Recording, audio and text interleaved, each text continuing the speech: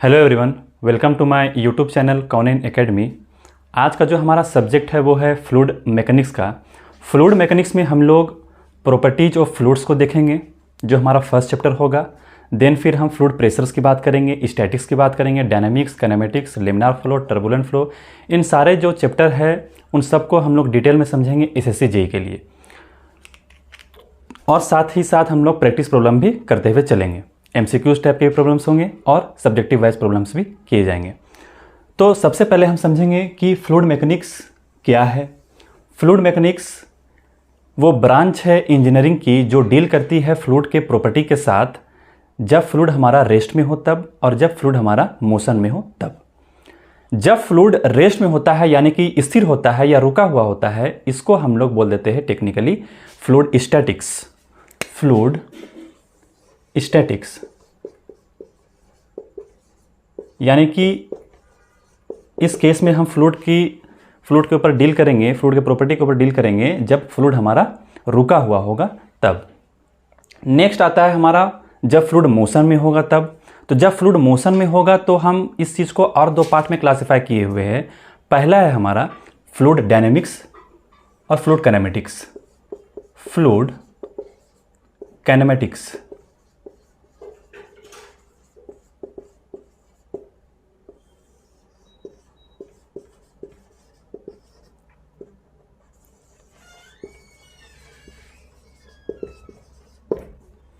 तो पहला है हमारा फ्लूइड काइनेमेटिक्स। फ्लूइड काइनेमेटिक्स में क्या करते हैं? फ्लूइड काइनेमेटिक्स में भी हम फ्लूइड के प्रॉपर्टी के साथ डील करते हैं जब फ्लूइड हमारा मोशन में होगा तब, बिना ये कंसीडर किए हुए कि वो कौन कौन से फोर्सेस रिस्पॉन्सिबल है उस फ्लूइड के मोशन के लिए। मैं फिर से रिपीट कर रहा हूं एक बार कि हम इस फ्लूइड काइनेमेटिक्स में फ्लूइड के प्रॉपर्टी के साथ डील करते हैं जब फ्लूइड हमारा मोशन में होगा तब, बिना ये कंसीडर किए हुए कि वो कौन कौन से फोर्सेस रिस्पॉन्सिबल है फ्लूइड के मोशन के लिए, फ्लूइड के फ्लो होने के लिए। तो यहां पे हम फ्लूइड काइनेमेटिक्स में फोर्सेस की बात नहीं करेंगे। नेक्स्ट है हमारे पास फ्लूइड डायनेमिक्स। फ्लूइड डायनेमिक्स क्या है? फ्लूइड डायनेमिक्स में भी हम फ्लूइड के प्रॉपर्टी के साथ डील करेंगे जब फ्लूइड हमारा मोशन में होगा तब, और साथ ही साथ ये भी कंसीडर करते हुए चलेंगे कि वो कौन कौन से फोर्सेस रिस्पॉन्सिबल है उस फ्लूइड के मोशन के लिए। यहां पे हम फोर्सेस की भी बात करेंगे फ्लूइड डायनेमिक्स में। तो ये मतलब निकल के आता है फ्लूइड स्टैटिक्स का, फ्लूइड काइनेमेटिक्स का और फ्लूइड डायनेमिक्स का। इन सारे चैप्टर को हम डिटेल में समझेंगे आगे। अब बात आके रुकती है फ्लूइड के ऊपर कि ये फ्लूइड है क्या। तो जैसे कि फ्लूइड सभी को पता होता है कि फ्लूइड क्या है। Fluid anything which can flow is called fluid, ये तो सभी को पता होता है। तो ये पहला तरीका हुआ कि हम फ्लूइड को डिफाइन कर सकते हैं कि वैसा चीज़ जो फ्लो हो सकता है उसको हम फ्लूइड बोल देते हैं। बिल्कुल सही बात है। फ्लूइड को डिफाइन करने के और भी बहुत सारे तरीके हैं। हम और भी तरीकों से इस चीज़ को डिफाइन कर सकते हैं। जैसे कि फॉर एग्जांपल, फ्लूइड के ऊपर जब आप शेयर स्ट्रेस को लगाओगे तो भले ही वो शेयर स्ट्रेस छोटे ही मैग्नीट्यूड का ही क्यों ना हो या कांस्टेंट ही क्यों ना हो, फ्लूइड कंटिन्यूअसली डिफॉर्म होता रहेगा एक टाइम के साथ। इस बात को समझने के लिए हम एक एग्जांपल ले लेते हैं, एक डायग्राम के फॉर्म में समझते हैं।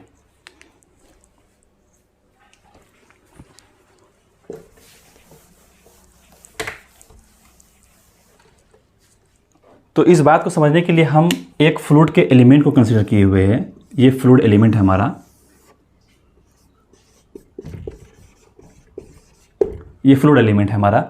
इसमें आप अगर शेयर स्ट्रेस लगाओगे यानी फोर्स लगाओगे, भले ही वो फोर्स हमारा कांस्टेंट ही क्यों ना हो,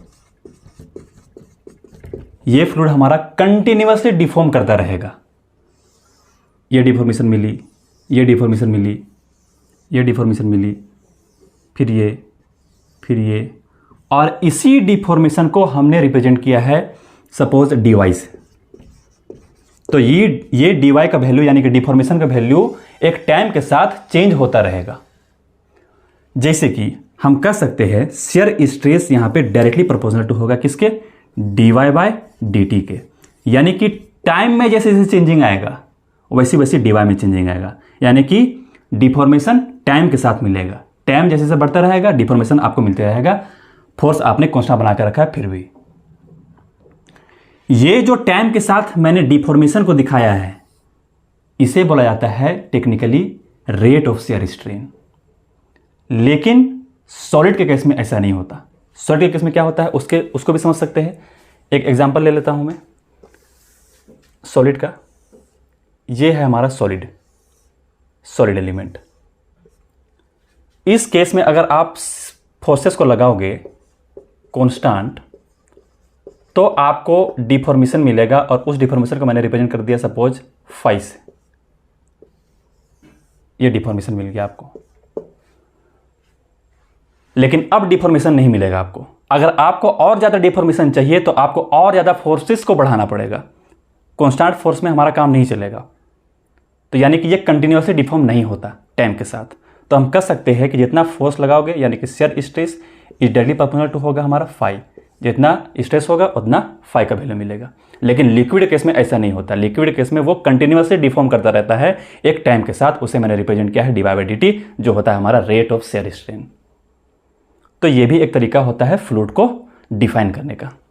नेक्स्ट पॉइंट ऑफ रेफरेंस, तो इन जनरल जो मैटर होते हैं वो 3 स्टेट पे एग्जिस्ट करते हैं, सॉलिड, लिक्विड एंड गैस।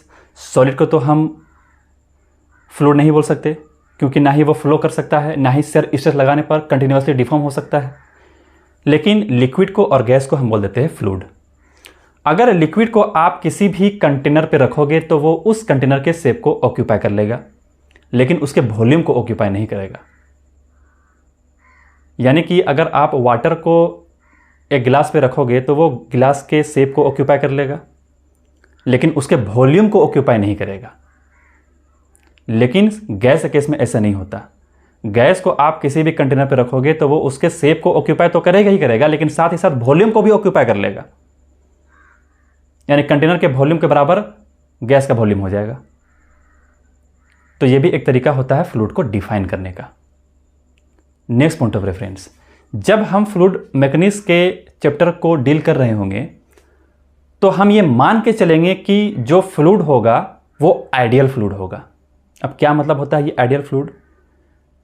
जब भी हम फोर्स लगाएंगे फ्लूइड में तो कोई रेजिस्टेंस ऑफर नहीं करेगा, हम ये मान के चलेंगे। लेकिन एक्चुअल में ऐसा नहीं होता। एक्चुअल में रेजिस्टेंस ऑफर करेगा, लेकिन हम ये मान के चलेंगे कि कोई भी रेजिस्टेंस ऑफर नहीं करेगा। यानी कि जो फ्लूइड है हमारा वो आइडियल फ्लूइड है।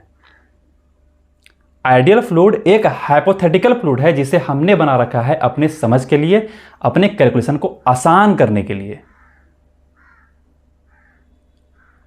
Next point of reference, ideal fluid क्या हो गया, क्या लेके चलेंगे, समझ में आ गया।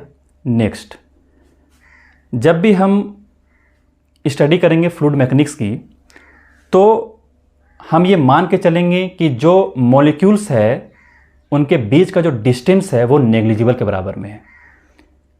ये ऐसा इसलिए माना गया क्योंकि दोनों मॉलिक्यूल्स के बीच का डिस्टेंस बहुत ही कम है, इतना कम है कि अगर हम उसको नेग्लिजिबल मान ले तो हम अपने कैलकुलेशन में कोई भी गलती नहीं किए। जैसे कि एग्जांपल, ये कंटेनर है, इसमें हमारा लिक्विड मॉलिक्यूल्स है। तो क्योंकि दोनों मॉलिक्यूल्स के बीच का गैप डिस्टेंस बहुत ही कम है, इसीलिए हम ये मान के चलते हैं कि जो मॉलिक्यूल्स है हमारा, जो मैटर है हमारा, वो कंटिन्यूअसली डिस्ट्रीब्यूटेड है। ये जो कंटिन्यूअसली डिस्ट्रीब्यूटेड ऑफ मैटर है, इस कॉन्सेप्ट को बोला जाता है concept of continuum, continuously distributed of matter. ऐसा इसलिए किया गया क्योंकि हम अपने कैलकुलेशन को आसान कर लिए। तो जब भी हम फ्लूइड मैकेनिक्स को पढ़ रहे होंगे तो हम अपने फ्लूइड को आइडियल फ्लूइड मानेंगे। कॉन्सेप्ट ऑफ कंटिन्यूम क्या है वो भी मैंने बता दिया, continuously distributed of matter. Fluid mechanics का क्या मतलब है, स्टैटिक्स का क्या मतलब है, डायनेमिक्स का क्या मतलब है और काइनेमेटिक्स का क्या मतलब है, ये सब कुछ डिटेल में समझ लिए।